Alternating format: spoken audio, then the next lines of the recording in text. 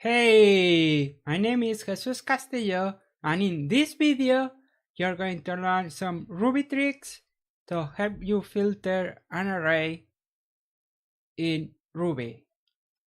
If you like Ruby, make sure to subscribe to the channel now so you can keep improving your Ruby skills.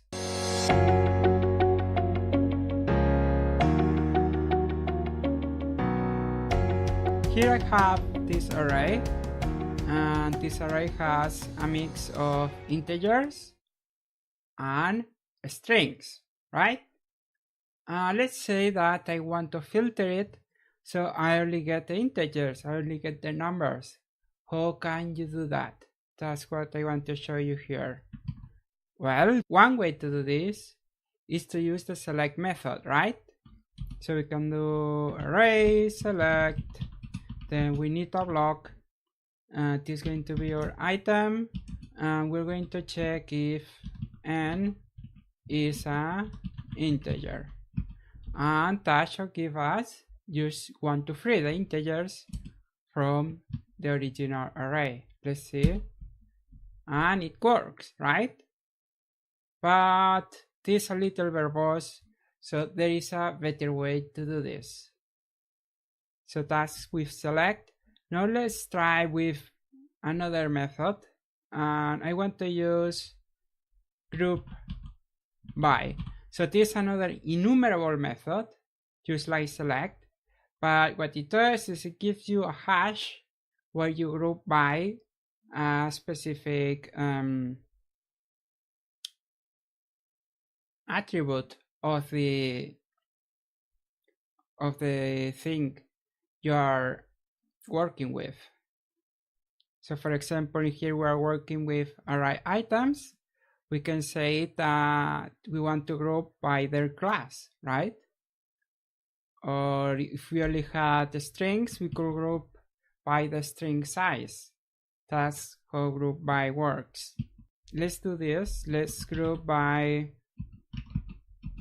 class. So we need the item, which I'm going to name as n, and remember this can be anything else, could be a, could be item, but for here I'm just going to use n, and let's say n dot class. So I do this, and what I get is a hash with where we have separated the integers and the strings, and that's what we wanted, right? And it doesn't have to be sorted. As you can see there, we can add another integer at the end, and it will work correctly, as you can see there. But now let's say that we want to get this actual array, because this gives us a hash, and a hash, remember that it doesn't work with numeric indexing like this. So what we need is the actual key, and the key is the class name, so integer, and that gives you 1 to 3, which is the filter array. So that's the second way to do this, and we can shorten this a little bit by doing this. Group by class, that also works.